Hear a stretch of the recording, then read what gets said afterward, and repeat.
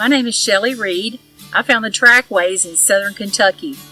We wanted to document our findings from beginning to end so that we can learn from it, others can learn from it, and for transparency.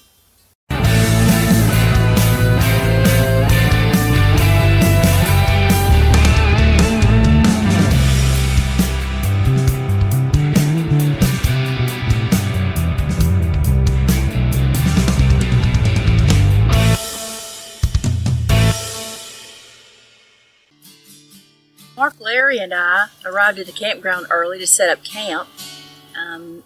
Later on, Mark and Larry were talking, and I decided to walk down to the lake to take pictures, look for rocks and shells and things.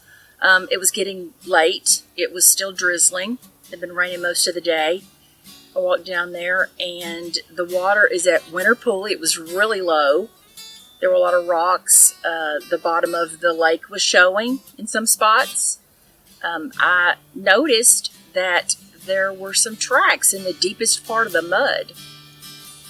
And I was curious because I was wondering why someone would let their child run around in the mud with the glass and the hooks and everything.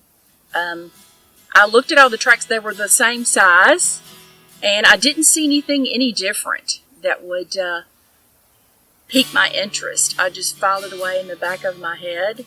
I went back later that night. We were having dinner after dark, and it was raining again.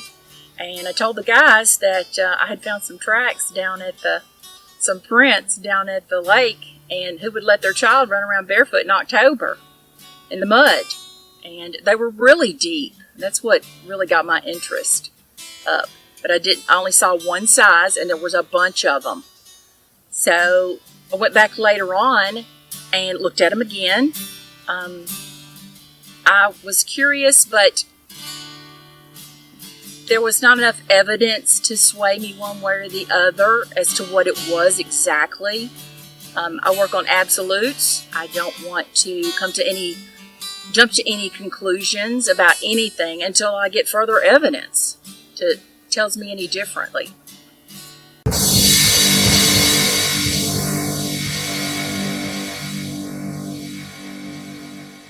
Yeah, and he had walked on ahead. There was a deadfall out towards the lake there. Yeah. And he had walked on ahead just looking around. And I started walking around it, and I looked down and saw that print right there next to the tree, the dead tree. And I was like, could you come back over here and look at this and tell me what you think this is? Yeah, it was very large. Yeah, I almost stepped on it. It was right there. Farther towards the point, we found two more large tracks that were very abnormal. And she took out her pocket knife and laid it down beside it. It was a good, your pocket knife probably 5 inches long at least? Yes. It was a good 7 or 8 inches longer and probably 5 inches wide at the heel, and then wider at the toes, and the toes were very distinct. Yes, that's what I was looking at, was the toes. Yes, right, and, that was odd. But the tracks were really deep. Yes, they were probably 3 or 4 inches. We tried to step in the ground to kind of get an impression. I'm probably 230, and I wasn't near what the depth of those were. That other track, it was big. Yes. There was that's abnormal for sure. Yeah, it was very exciting because when you see it, you're like, oh, is this really what I'm seeing? Yeah. That's why I had him come back and look, and I said, yeah. So we decided to we better get some help. Yeah. I called in the troops. Yeah.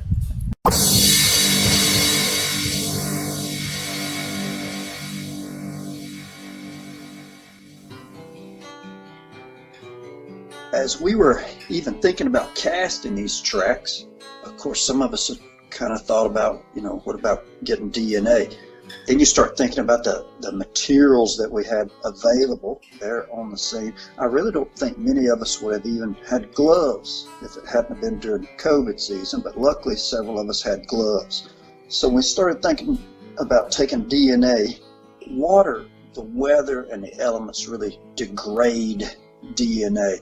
So I was thinking something along the lines of what's called eDNA, which is environmental DNA. That means simply just taking the dirt from inside the tracks that we weren't going to cast And after we did take up the cast of the ones that we actually poured casting material into, cutting out a big square and taking those out so we could take dirt along with those too.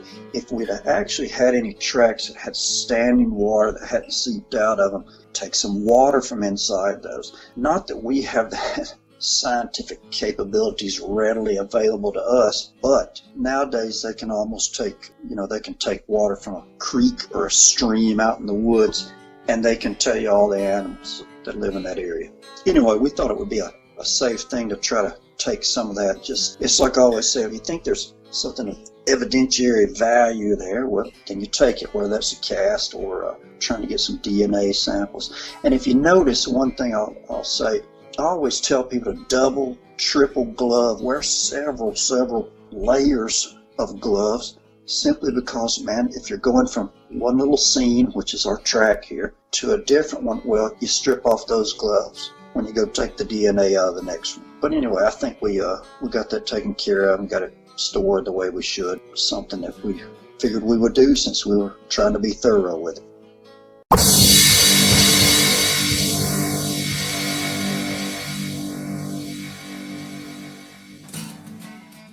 My name's Doug Schrader, and Mark Newbill's asked me to give an overview of the castings that were found recently at the meet and greet outing.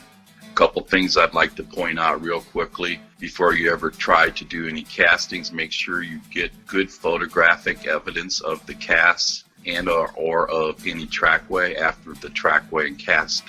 But I've been around this for about 50 years. Over time, we've come up with a lot better products than just plaster of Paris. One of the things that's readily available today is something called Ultra Cal 30. You can find that pretty much at any of your building supply stores. It's made by U.S. Gypsum. One of the other things I would highly recommend is something called Dental Stone, which is even a little bit better. You can get those online at any medical and dental supply stores. As rare as it is to come across a casting, I would say it's probably a good idea to get the best product that you can. And I believe just use plaster of Paris. But one of the things that you want to do is take a look at the best cast that you can if you're on limited supply, and mix up your compound that way. Typically, there'll be directions for you on your whatever material that you're using for the cast, but the consistency is typically that of kind of pancake batter. Better to have a little on the thicker side if casting soil appears to be moist already. If the print area appears to be dry, it's better to have it a little bit more runny. Simply what you need to do, and in this case, in the cast that I was doing was rather large in depth, so it's also in a pretty moist area. What you would like to do ideally, depending on the substrate and the depth of the cast, is to try to make some kind of artificial barrier around that cast. You can even do that with mud or something, but a lot of times people take cardboard strips or plastic strips or something like that. That just provides the outline and keeps the material from overflowing. The other thing to keep in mind, you want to have at least 3/4 of an inch of material down at a minimum. If you have enough material and you can make it even thicker than that, I would recommend 1 inch to 1.5 inches. There is a product out there today. If the print looks very fragile, there's a spray that you can actually spray inside there that firms that up. Without that, what you want to do is mix it up to your consistency of a pancake batter and then slowly pour the material into that track until you get to the proper depth that you need. What's going to determine your drying time, there'll be directions on the material itself. Typically what determines the drying time is going to be soil moisture that the print is in. So the more moisture, the longer the drying time. But I would just tell you that it's so rare to find tracks that err on the side of a lot of time, give it a lot of time. They also lay down a little wire mesh that they had, which is a good idea that can strengthen it. It's kind of like laying rebar into concrete. So that's a really good idea if you have something like that's available. But give it plenty of time to harden, and then use great caution when you're removing it. Typically, if you have a shovel or something like that, you want to start to dig around that casting after it's hardened about 6 inches away from the edge, and then carve that out and then pry up very slowly. As soon as you can lift it, you'll want to put it in your hand and then transfer it into a cardboard box, which is always best. And it's really not rocket science. This a lot has to do with just being prepared.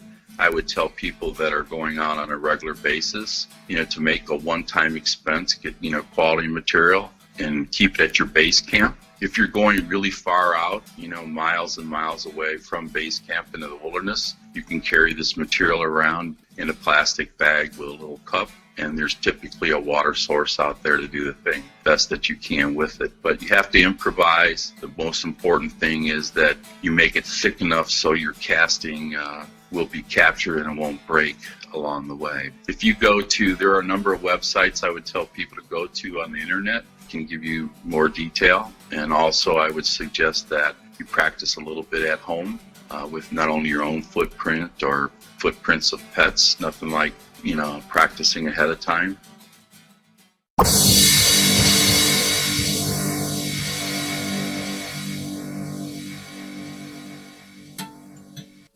We had cast all those tracks and got those pretty secured with the casting material that we had. Since we were going to be there the next day packing up, we let those things sit all night.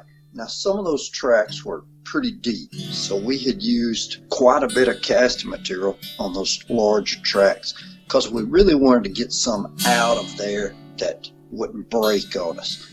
Now, as we cast those, of course, I'm already thinking about how we're maybe going to get those things out of there. Every one of us that were there knew that there was one of those casts that it was 100% chance it was going to break when we picked this cast up. So that was the one that we used the very last of our casting material on. Well, the next morning, someone came to me and asked me if I would maybe not so much oversee getting these tracks, these cast up, maybe organize a little bit, because there was a bunch of us there. So we kind of had us a little get together, 4 or 5 of us, and we decided, okay, when we get over there, let's have the same people doing the recovery of all the casts that we had out there, which ended up being 3 of us. Some people standing around that are taking measurements, as far as the print size and length of stride from heel to heel, from toe to toe, all those type of things while this is going on also. But here's what's interesting. When we went across there to start the recovery process, it really was the first time you could look across there and see the path Trackway took when it came down out of the woods. Otherwise, you really couldn't see the tracks till you got up on them. But of course, all of you can picture this with the white casting material in the tracks, and I'm talking about a large set of tracks and some smaller tracks, which may be a juvenile. But the casting material on those tracks, you could stand back at a distance and see the pathway that those took as it came down out of some woods, took a pretty deliberate route around the end of a huge tree that had fallen down out of the woods, and that was interesting. So as you look at the videos, you'll see that even though we only cast the deepest tracks or the most defined tracks, it does leave gaps in the trackway if you're just looking at it. But stand at the start of it and follow the line that it takes along there, which was pretty interesting. Now, we'd poured these pretty deep. We really didn't have a problem with thinking they were going to break. We knew they had cured all night very well, except for the one that there was the 100% chance it was going to break. But I think we were casting it just because it had some really, really good toe impressions in it. But the thing was we weren't worrying about the cast breaking to transport them back to the camp. What we were trying to do is take some of the soil that was below the ones we cast. Now, we tried to get some samples for DNA from the impressions that we didn't cast. But since we were taking these casts and had poured them full of plaster, we decided to take some dirt with them. So in order to get these things out of the ground and get them back We took a couple of large cake tins like we were using for our all our food preparation, cleaned those real good and dried those, took those out. And the only thing that I could think to do under the circumstances was I took my hunting knife and I basically carved a square out around the cast. We worked a shovel up under there, which was finally let us kind of feel what kind of substrate was up under there, which really tells you a lot about the depth of the tracks, or maybe the weight of what made the tracks. Recovering the tracks was just part of it. Getting to see what was under them was interesting to me because that's the kind of things that I dwell on. But we put tracks on large cake tins, physically trudged those across a mud flat, gravel flat, back to camp. And there's a couple that were very thick. We knew that those weren't going to break, and we even put those down into a cardboard box with newspapers because we were carrying probably 15 pounds of soil back along with our cast. We were taking all the dirt. They were taken to someone's home, stored in a place where it wasn't, very arid or breezy, and just let them sit there and cure and let the mud slowly start to dry out some. It would take it a long, long time to dry out. That's basically the process in which we took to retrieve the cast and get them out of the woods. What's interesting, we wore gloves during this whole process, and most of us only had one pair of gloves. When you look at some of those tracks, if you physically had been able to take your fingers and get down under there and feel what the ground was made of under those as we took that ground out, you'd realize why those came out so clearly, even though they took a beating in the weather, and why the cast came out as well as they did.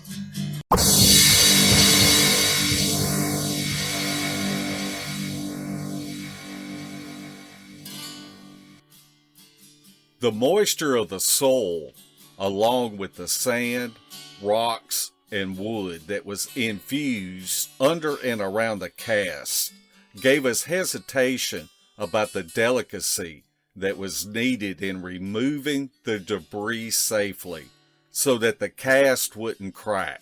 We decided that we should let the mud dry out. The anticipation of waiting 2 weeks to clean the mud off the cast and looking at them every day and thinking, will they give justice to what we saw in the field, was really the absolute worst leg of this journey. Mark, when Shelley first come to me and told me about the tracks, you were there. I was apprehensive about them because at first she only found the small tracks.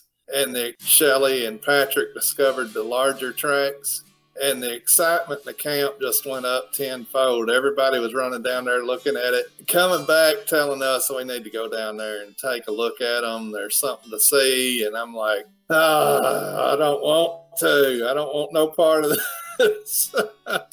And then we went and looked at them, and they were just unbelievable. I mean, to me, my first reaction was it's too good to be true. But then there was 5 or 6 of the large prints, and there was just oodles of the small prints next to them. At that point, we decided that they need to be cast. If they're legit or not legit, we don't know. Everybody was excited about them, and I sure wasn't going to be the Debbie Downer of the group. We were going to go ahead and get the casting material. Debbie and Shelley ran to town and bought a hardware store out of plaster of Paris, which isn't the greatest thing to cast with, but that's all we had. Everybody jumped in and did something. The Pajerski brothers were excited. They were almost on guard over there trying to keep animals or anything from happening to the tracks. And Jamie Genter was over there helping as we went and did cast them. And the extraction team between Bama, Louie, and Debbie, and they did a great job. And the people that mixed up the plaster of Paris and poured the prints, Jamie did a lot of them. I know John helped a lot. Shelley and Patrick, it was a group effort. I mean, if people wasn't hands-on doing something, they were watching, trying to give advice or any help they could going back to the camp to get other supplies. It was just a great experience to see everybody work as a team to try to gather as much information as we could out of that trackway.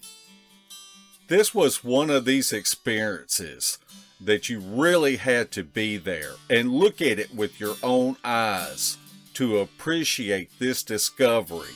And this is why I'm glad that there were so many people there to not only witness these trackways, but to see how we went about to document the evidence that was found. I believe that we set the right example of how we conducted this process of collecting and preserving the evidence. We collectively looked at everyone's talents and put the right person as an overseer of a particular task. Everything from Doug Schrader's 50 years of experience, who was a colleague of Dr. Krantz, to Bama Murdock's experience of working crime scenes, and even Sally Olin contributing her cake pans to ensure the cast could be transported safely. Everyone there had something to offer. The Beast team appreciates each and every person for their contribution. Those of you that's watched this video, if you have any hints, any advice on casting, any tricks of the trade that you have found out in the field, please leave it in the comments. Anything helps to make it easier in the future to do this type thing. And also, if anybody knows how to make replicas of casts, if you could leave that in the comments, because we're going to try to get the people that were there at the meet and greet some replicas of the better casts that we have made. And at this point, we're really unsure how to make those. So if anybody has any ideas, any advice, leave them in the comments here on this video. If you got links to videos about how to do it, that's fine too. Just drop them in the comments. We appreciate y'all watching.